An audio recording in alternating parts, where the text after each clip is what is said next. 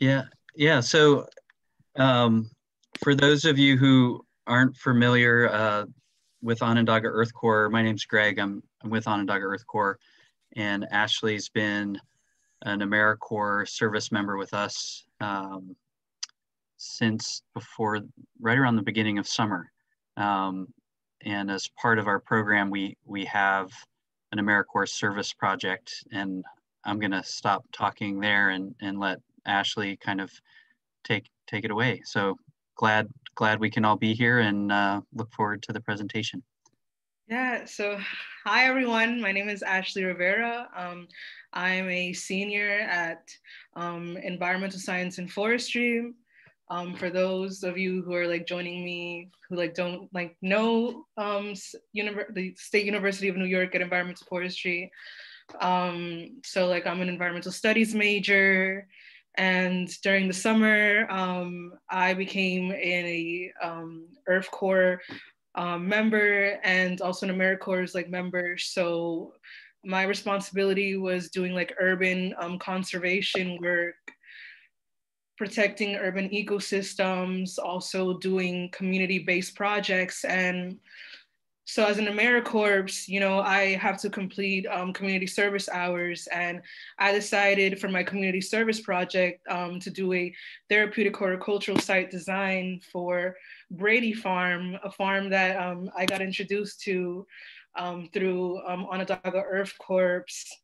And so I was just like, yeah, I'm like, you know, like farm, like I love farming. I also thought it would be a really great opportunity to invest in creating a program for this farm. So I'm just gonna put it on presentation mode. Okay. So just a little bit about the project that I'm doing. It's Brady Farm Therapeutic Horticultural Site. So just a table of contents, like what is therapeutic horticulture, the Brady Farm vision, the South Side statistics. I'll also talk about like a case study, plants that we're gonna use to heal people. On top of that, like a design layout, just like a design of the garden, and also a video of inmates who participated in garden programs in prisons. You know, so that's really amazing. So here we go. What is therapeutic horticulture? I'm sorry, I need to. Okay, what is therapeutic horticulture? So it's a therapy service that focuses on healing individuals and groups of people with physical and anxiety like stimulation and depression through plants. So it's basically using plants to help people's minds and their bodies when they're dealing with like discomfort, a lot of anxiety. You know, nature provides you know, and allows people to go into a state of relaxation, empowers people to take care of land and like plants. And it's also about rethinking our public like health system. When I was thinking about therapeutic horticulture, I was thinking about those who are disenfranchised, those who don't have access to healthcare, who will benefit from a free public system, this healthcare system that integrates like nature. You know, instead of having to pay money for a bunch of like medication that can instead plants can become another substitute for that. So that's another aspect. So given the roots of Brady Farm to provide like the South Side a space. So Brady Farm is a local farm here in Syracuse, and they focus on providing local food access to many communities here in the Onondaga County. And, you know, their whole vision is really to allow people to heal themselves at a farm, touch the soil. Like I've definitely have benefited so much from that. Whether it's harvesting potatoes, whether it's, you know, looking at like interesting looking like corn, whether it's like, you know, looking at the like the greenhouse, it's like a very rewarding experience. So I'm just like, why not like bring more power to the farm through therapy, through therapeutic horticulture. Ashley? Yes. Ashley? Your slides aren't showing up. Once you put it in presentation mode, it Sorry. stopped. So I think everyone's having the same issue. Okay, sorry. That's okay. Is that? Nope. Do you see it? I saw it for a second, and then now it says click to exit full screen. Okay. Can see that. Okay. Yeah. There it is. Yeah, maybe. I'm gonna like mute share. Therapeutic. Can you just like? I think it's just better. I'll just like do it here. I don't know. Maybe. Yeah, if you want to just scroll through, I think we can see that well. Thank you. Okay, let me just. Do I need to zoom in? Zoom in. Okay. Yep, everything was good. Thank you. So basically, like, I want to share like statistics from the South Side. Statistics here in Syracuse. This is a graph representing mental health hospitalizations here in Syracuse. The targeted population are obviously residents who live in Syracuse. So when it comes to evaluating and assessing a space to create a therapeutic horticultural garden, you have to think about the targeted population. Like, who are you serving? Like, who are you designing for? And those residents who reside in zip codes, 13 208, 13 207, 13 205, 1310, where I live, 13 204,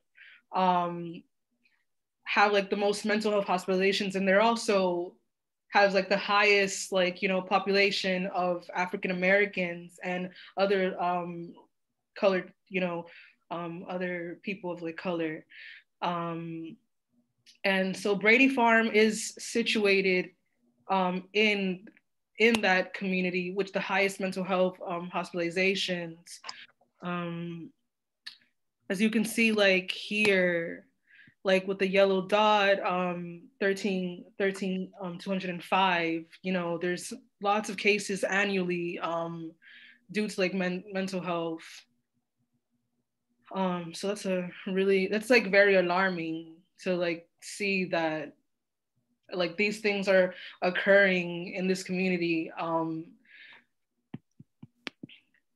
So, urban environments and green spaces, I wanted to specifically focus on these urban environments because they have the lowest like vegetation rates, they have like the lowest exposure to green spaces. So, urbanization, like that affects mental health. Like, I grew up in the Bronx, like I didn't ever thought that I would become an environmentalist. Like I would never have even guessed that. Like, I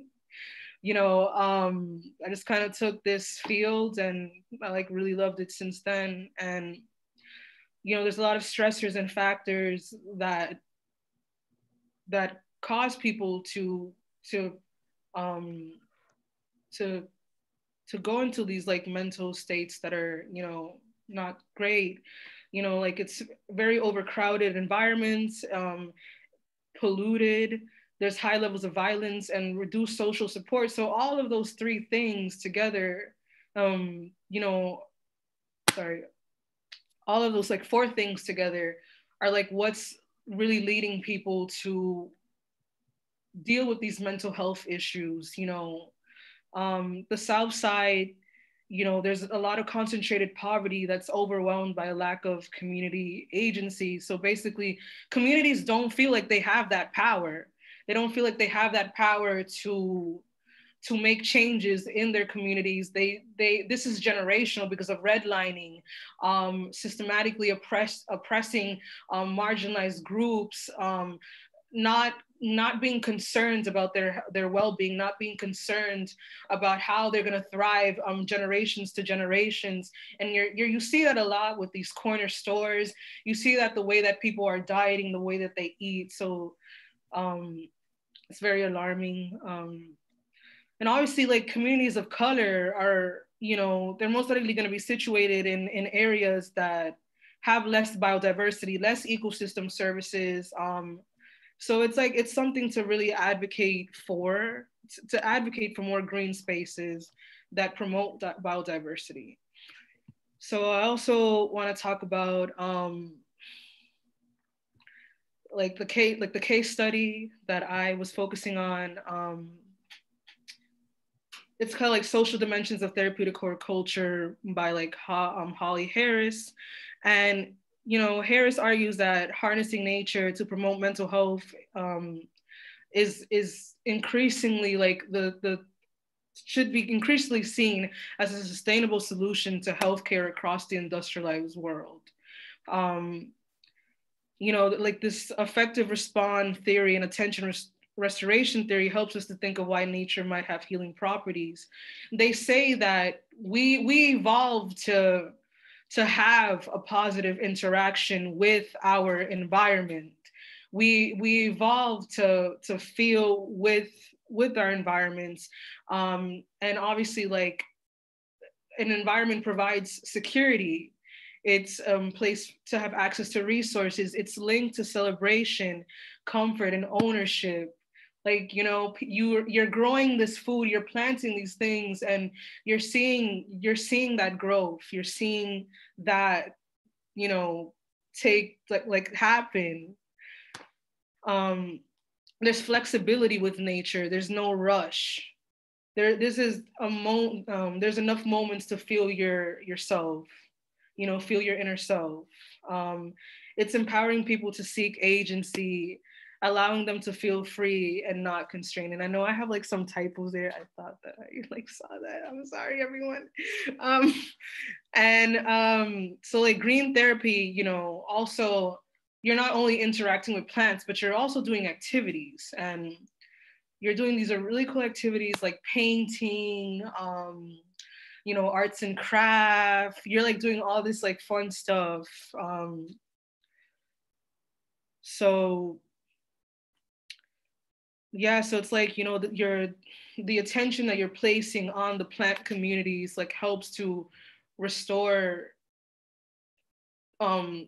your mental health. It helps to reduce like stress. And I wanted to focus on like, you know, what are some plants? What are some things that can be used that draws people to the site, but also what exactly is healing them? So I was thinking about like, you know, putting like some flowers like candulas for aesthetic purposes, which will like attract your visitors' attention. There's another plant, it's really interesting. It's called two-fake plant. And it safeguards against the common colds or the flu. Like it helps with that. There's Russian sage. It attracts pollinators. And is also for aesthetic purposes. And then there's like this plant called lemon balm. And lemon balm is like a very like good like mood stabilizers, and it helps with anxiety. So I was like, you know, thinking about, hey, like dividing my space, you know, to foster different sensory aspects, you know. Design site consists of different sensory aspects like touch, smell, look, and taste to keep people grounded. This sensory exploration is talking about the plant's ability to help the mind and body. We'll also be hearing gardening stories. We'll be hearing each other. We'll be sharing our life stories, you know, and smelling plants. to connect people to themselves, because that's what I do. I go to this park near where I live, and I'm always I always like go there, and I'll like pick out like flowers. I'll pick out, like, they have a lot of herbs and stuff, and I just like smell them and like rub my hand with them, and like just like sit there for a while and just like feel myself, feel for the land. And also, when you're designing a space, you have to think about people with, physical disabilities. That's It helps to create like an inclusive space.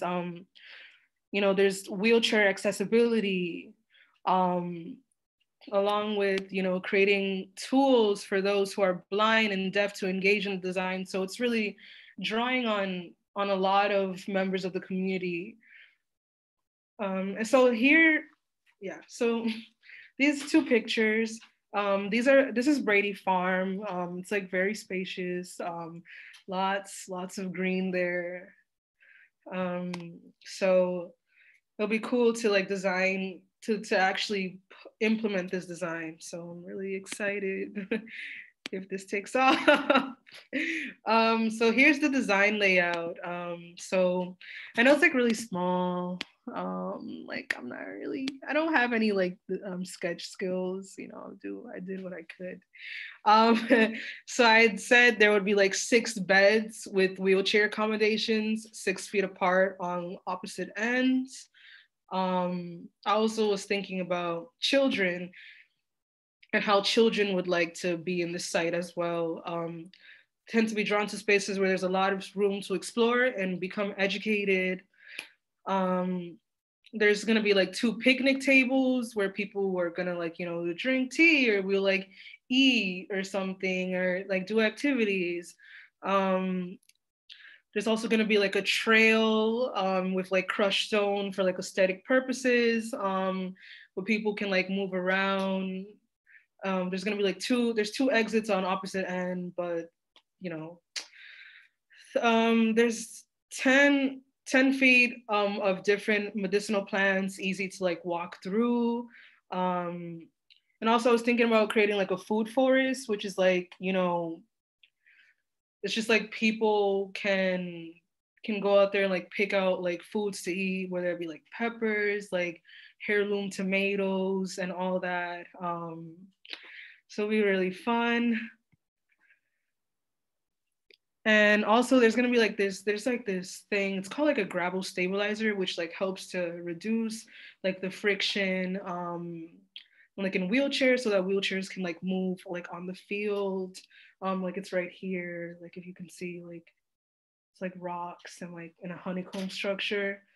And I guess like, shrubs, like putting like shrubs and other plants to attract like insects who they help out with breaking down material. They help out with cycling nutrients back into the soil. They help out to provide an environmentally like friendly like space too. So it's like, it's also animals helping out with the design as well, insects. And as you can see here with there's gonna be like a wheelchair, like beds that are designed for like wheelchair users. So it'll be very interesting to see that. Yeah, so I want to share like a video, and I'll make this bigger, about I don't know, a video about like prisoners going to this is like a video on like prisoners who like benefited from a gardening program at the prison site. So can everyone see this? Can someone give me a... Yes. Yep. Okay. This is the California State Prison at Solano. From the outside looking in, this looks like many other prisons in the US. But within these walls is an oasis of green. I think people take family for granted. You take your life for granted, your health for granted. There are many aspects of life that people take for granted and others aren't so fortunate. You know, and being in the garden, and when you realize that you have to live in harmony with other individuals and nature in general, I think it's critically important. And when you go against that, then you suffer consequences. So I really do value life itself. And I can't honestly say that in my past, I had that mental state. This small corner of nature was established by the Insight Garden Program, an initiative that utilizes horticulture therapy for cognitive and emotional reform.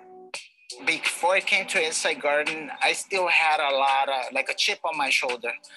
When someone would speak to me, either in a very loud noise or voice, I would assume in my mind that they were being abusive towards me.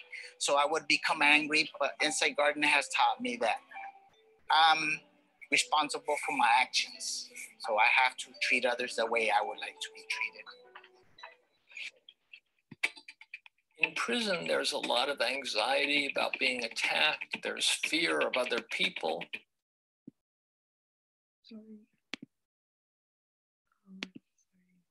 Part of the brain in the front, right over the eyes, which you call the prefrontal cortex.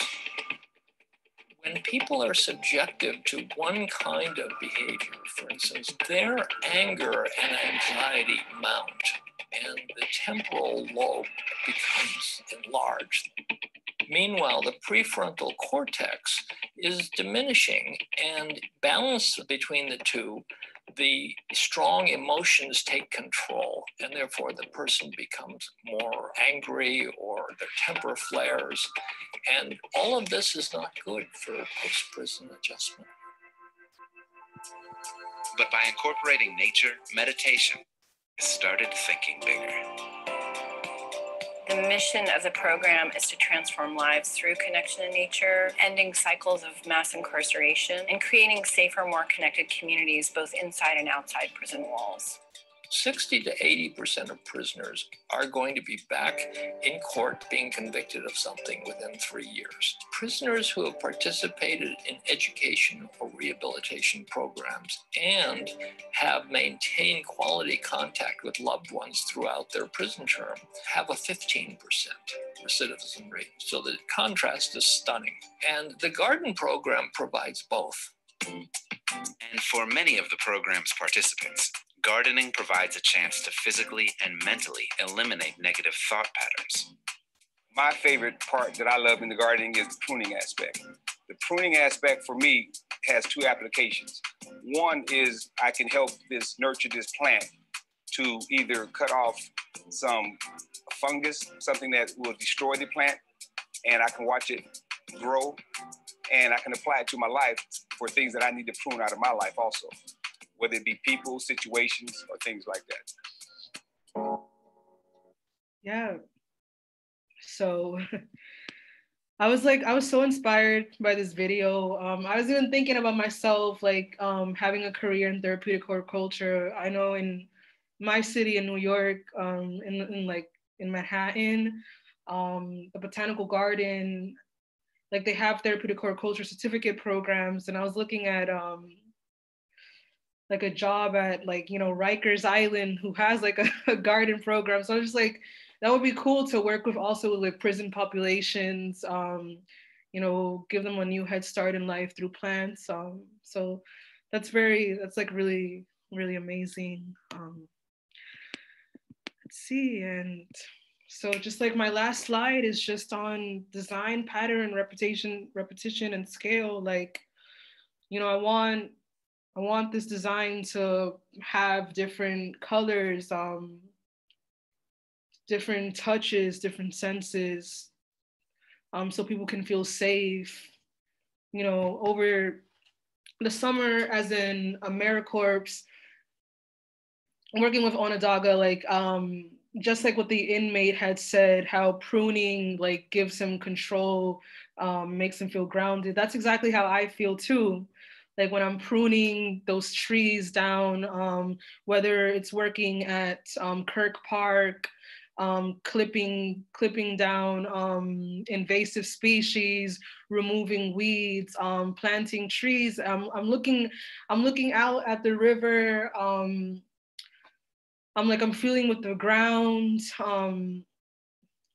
Like I'm smelling the mulch. I'm smelling the compost. I'm touching it. I'm also looking at worms. Like this like helps me like focus a lot. Like it makes me think more about relationships. I feel more empathy. Like I feel like a ton amount of empathy when I'm out there. So it's like really interesting that plants can really increase our connectivity with ourselves and people. It tells us about how, as a society, we should be moving forward. We should be moving forward with the environment. As we can see with coronavirus, a lot of things just are not working out with our society. People are becoming frustrated. People are becoming evicted from their homes. Like people are dealing with domestic violence. People are doing all these things, and there's like no space for them to heal. Our government is not emphasizing on that enough. And I studied politics in college. I'm an environmental studies major with the concentration in policy law and planning. And my focus is like how do I get the government to increase these fundings? How do I work with the Department of Health? How do I create these policies that are going to shift our society forward? Because like environmental degradation is the leading cause of why we have all these pandemics, and so it's like, to use a healing space as a form of advocacy like will be like the new change in our society. So I'm like looking forward to that future. I'm glad that ESF helped me to realize that. Thank you, Dan Collins, for creating that class, Therapeutic Horticulture. I'm glad that I found you. I'm glad that I found this course, because like it made me really think about what I want to do with my life. Like, so like I appreciate it. Yeah. So thank you everyone for coming. If you have any questions, like please, like let's talk. So yeah, thank you. Yeah, so let's take some questions from folks. Feel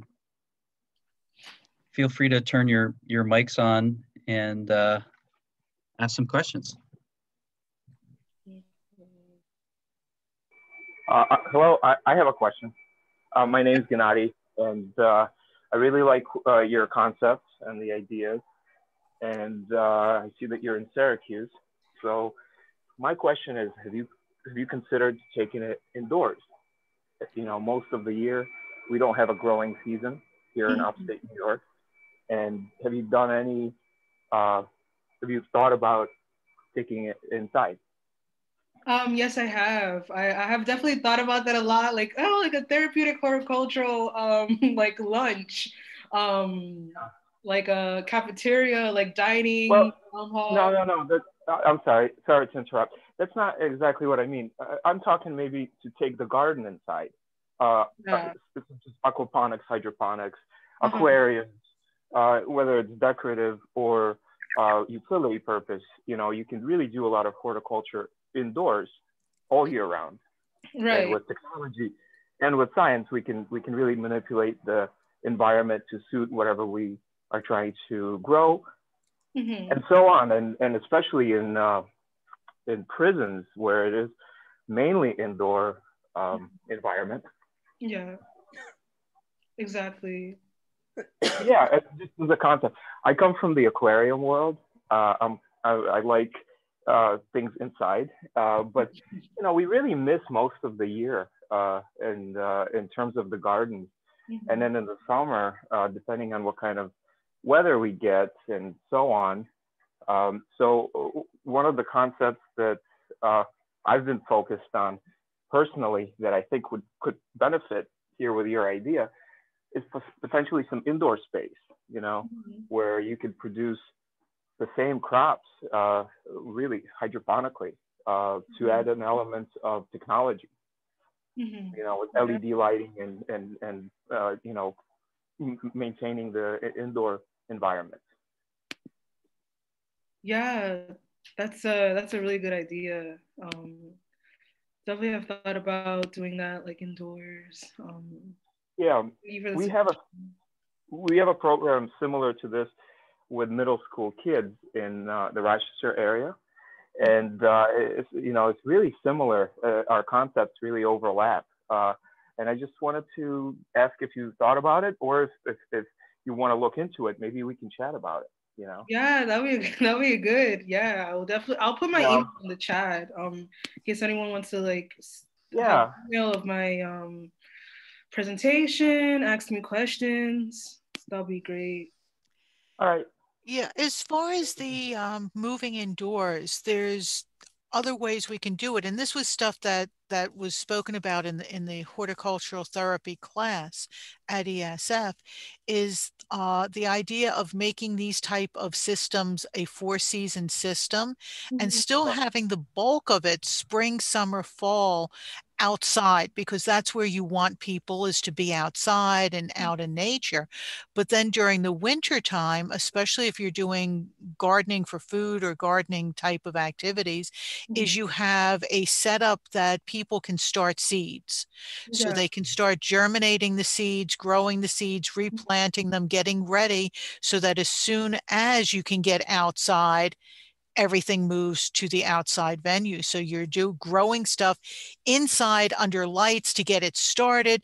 And then as soon as you can get outside, get outside. Yes. Yeah, that's interesting. Like accommodating this design to fit for both, like for all like seasons. Mm-hmm. Yeah, because that's what we do at the Veterans Hospital, is we try to do most of our activities outside to get people out of their hospital rooms and into the sunlight, if nothing else. But as was mentioned, that's kind of hard to do in January in Syracuse. So that's why we have grow racks down in their rec room, and we have people starting the seeds, and then as soon as we can, let's get those seeds outside and planted outside in the sunlight. Yeah, that'll be good. That'll be really interesting. I was thinking about that. Like, yeah, Steph has like a greenhouse, like, and I feel like nobody really uses that, or maybe I'm just, I don't know. Oh no, they're used. They're very well used. Okay. When I was passing by, I was like, oh, I don't go here. Yeah. Ashley, can I ask you some questions? Yes, Paul. Hi. Hi, how you doing? I'm good. How are you? Well, it's great to see you. I haven't seen you in a week. What about like cannabis is one of the plants used for healing? You know, I was going to ask that. As far as you know, it leaches toxins from the soil. It is a bee attractor and can help help the other plants thrive. Mm-hmm. Yeah, I mean, when like the state of New York like moves for that, to push for like the legalization of cannabis, like definitely I know it's like something that people are not like, but I understand, because like therapy looks different for many kinds of people. So yeah. Thank you. Ashley, I'm sorry. This is Stu. I'm sorry I arrived a little late. Thank you for the presentation. Lots of wonderful things to think about. I was wondering if you've had, and maybe you addressed this, kind of thought about the connections and between your two hats that you're interested in wearing right now as a policy, someone working in policy and policy analysis, and changing environmental policy, and then therapeutic horticulture. And so how could policy changes drive the expansion of therapeutic horticulture? Yeah. So it's like thinking about that in terms of, these environmental like legislation that calls for protection of air, the protection of soil conservation, and recreational like uses for green spaces. I know like policy can definitely drive that.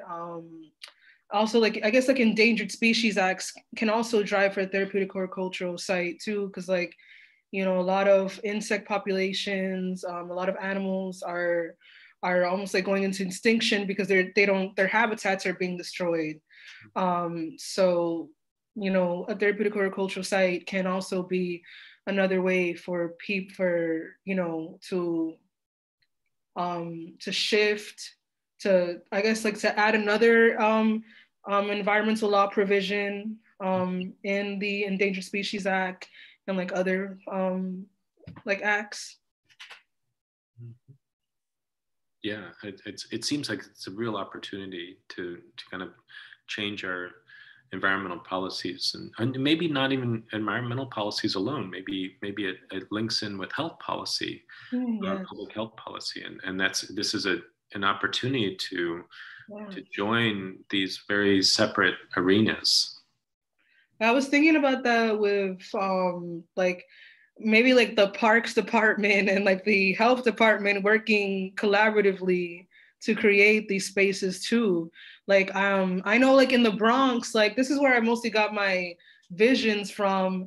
Like in the Bronx, there's this herb like it's like a green like pathway, like a green corridor where you can pick out like medicinal plants. And like, you know, like I volunteered a couple of times, and like I saw that like it's just like they worked with the parks department to fund this program. So like it's really interesting to get that nature tour in an urban environment that's like heavily polluted, and also it looks out to a river too, so it's like pretty cool. Yeah. Hi, Ashley. I was going to make one more comment, and then as I mentioned before, I'm going to have to hop off again to do some more advising. But one of the things, and I was seeing the video while I was advising another student about the prison program, but one of the things that they had done in Oregon, I believe it was several years ago, and this ties back into conserving nature and restoration and these type of issues, is that a lot of times when groups are trying to do restoration efforts on impacted sites, that they have to have lots and lots of native plants, but there isn't a good, inexpensive way to get all of these native plants. You can't go to a Lowe's or a Home Depot or something like that to buy these plants. And what they wound up doing was having greenhouses installed in minimum security prisons, and they used the prison population to grow these very, very finicky, very rare native plants that needed constant care and constant tending to get them to the point where they could be planted out in the wild. And they were working with the prisoners, and they were working with having them learn about the plants and then do the growing and be involved in these conservation efforts. So it was something good for the prisoners to do with their time. It was a learning experience for them, and it was helping with this restoration and conservation of impacted lands. Wow, that's amazing. Please send me the link to that. Will do. I will send that to you. I'm gonna put my email. Ashley, this is Emmanuel. Hi. Hi. You know, you were thinking about, you know, how this can be dealt with in the realm of policy. And it seems to me that one interesting way to think about possibilities is that, you know, an increasing number of communities across the United States and around the world have urban forestry teams. And, you know, we have looked at their portfolios as having a lot, as being primarily about urban ecosystem enhancement. And but I think if we were to strengthen the portfolios of these urban forestry teams to be more and more about therapeutic landscapes, so that they're dealing with a broader range of plant materials in a broader range of locations, and the idea, being to perhaps have therapeutic landscapes that are beneficial to us before we end up in prison or anywhere else. It's always better to have do the right thing on the front end. So, I think that there's a lot of room for this to happen. A lot of these a lot of these urban forestry teams do need to have their portfolios expanded. On another note, someone was talking about, having a growing season indoors, hydroponics and so on. If you go to a website for Terrapin Green, you'll find also a lot of examples of doing indoor therapeutic landscapes for office buildings and apartment complexes, places where a lot of people spend way too much of their time because they have to. And so there are ways of greening the interiors of these buildings that are very workable. You might also look up the work of Patrick Blanc, B-L-A-N-C, who does a lot of vertical garden work in urban places. And he also works both in exterior and interior landscapes. So I think there's a lot of room for this going forward with regard to both policy on the one level and and techniques on a more micro scale. By the way, in my seminar in urban design this morning, which ended just at 9:20, the report was on a book called Therapeutic Landscapes. So I said to the class that they should come here. A couple people did, but there's a lot of future for this, and we need to think of this as the way we do business as the normal way of doing business, not the exceptional way. Yes, exactly. I agree with that. Thank you so much, Professor Carter. Thanks for doing the project. Thank you. So this is Greg from Onondaga Earth Corps. Ashley's been interested in this, and we were really excited about her exploring with this and the idea of Brady Farm, who's a great partner at OEC.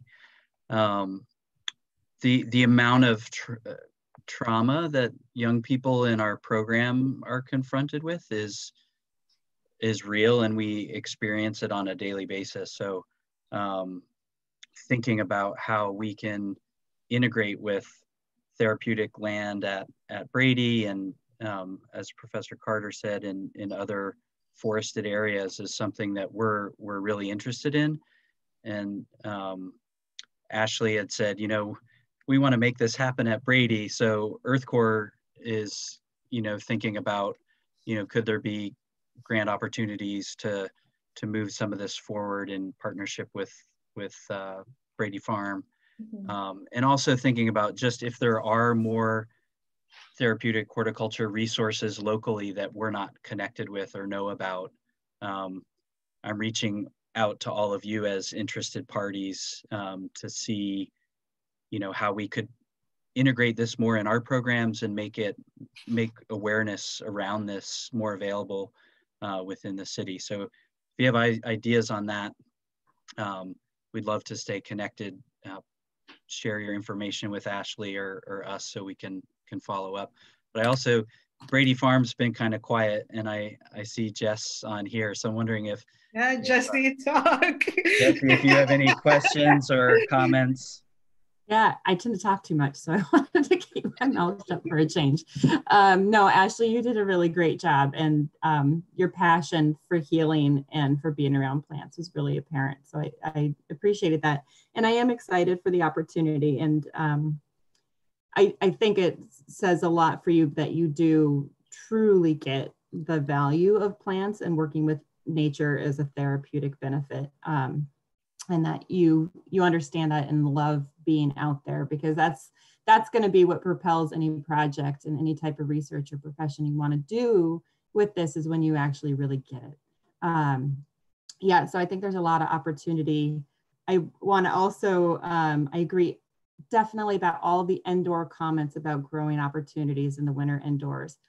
We also need to encourage people to be outdoors in the winter and to get the extended therapeutic benefit that we do have. Like, I think people kind of naturally think like it's so cold and so snowy, it's not accessible, but there are other ways to consider accessing nature in the wintertime outside, and things like our high tunnel. It's amazing. It's just magic to go in there. And when you've got 3 feet of snow outside and you've got these plants growing, it really is a special thing to observe. So still kind of indoors, but not really. But as you can see life still growing in the middle of winter outside, that's also a therapy. You know, that is this affirmation of life happening in the depth of darkness. So there's a lot to be said for that. And one other thought was just thinking about our relationship that we have with schools and policy and planning, and trying to prevent, you know, kids from getting into prison, and trying to address the trauma of our community. I think it's really important that these type of healing spaces are integrated into school environments and working with kids so they get that direct benefit from being with nature, to try to break some of this trauma cycle, and giving them different types of coping skills, and learning to value themselves in a different way. So I think there's a lot more opportunity there too. But really nice job, Ashley. Thank you for being interested in doing this with the farm. Thank you for helping me get that for suggesting that piece of land to design in. Thank you. Hey, Ashley. Hey, Sam. I just wanted to say, like, this was so well done. You know, I was like with you while you conceptualized it, and like to see where you've gotten, like, while working in the field all the time, like at OEC, which isn't easy, while going to school full time, like to see you have pulled this together, it's just like so admirable. Like Jesse was saying, you're really passionate about this and it really comes through. So yeah, this presentation was great, to see like how you've designed it in and like worked within the global pandemic structures. It's just so great. Yeah, you've facilitated a really good dialogue. It's just so great to see. And I hope like your house plants at the very least are giving you a little bit of horticultural therapy. Oh, they've been here before, my little spider plant. I mean, yeah. I give them water sometimes, like spider plants. Well, yeah, that was fantastic. So well done. Yeah, that's all I have to say. And good luck with graduation and everything. Thank you. Thanks. Good luck finishing out the semester. And thank you. Are you an Americorps alumni? Me? Yeah. Like, did you finish out the field hours? Oh, not yet. Oh, okay. Yeah, well, congrats when that happens. Thank you. She's almost there. Yeah, real close. So Okay. great. So great. Cool. Yeah, me and Sam were both Americorps. We're both ESF students, and we are also in the environmental studies department. So it was cool to see 2 ESF students, like, you know, work together like on a field. Like Sam also did like a service project where she was like thinking about wastewater management and like rain gardens. So like we were focusing on like community service projects and like nature. So that was cool.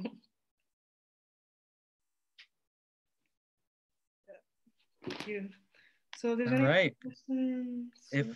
Do we have any other last questions, or I want to just say you did a great job. And like going through the landscape architecture program, like oftentimes myself and like my fellow classmates, like it's hard to separate our design intention with what would be like the best to be built at that site. I think you did a really good job with like hands-on experience and really just like designing what would be best for the site, and maybe not necessarily like what you thought was like pretty. And I really like I like that. Thank you, Michael. Ashley, this is Mektat. Thank you for the great presentation. Thank you. What is next? What's next? Yeah. I don't know. Maybe I'll go back. Maybe I'll stay in Syracuse. I was thinking of staying here. I like it here. It's probably like I was probably thinking about like graduate school at ESF. Still have to see. I was thinking about landscape architecture too. I was thinking about lots of stuff. Great. Let me know if you needed any help. Thank you so much, Mektat. Great. If there's any more questions or anything, please contact me, contact my email. I would love to chat. So. Thanks, Ashley. I'll find that information about that, the story about doing the conservation work with the prisons, and I'll get that to you, and you can share it with everybody that came on. Hey, thank you so much. All right. Thank you so much, Ashley. Thank you all for joining us. Have a great day. Bye, everyone.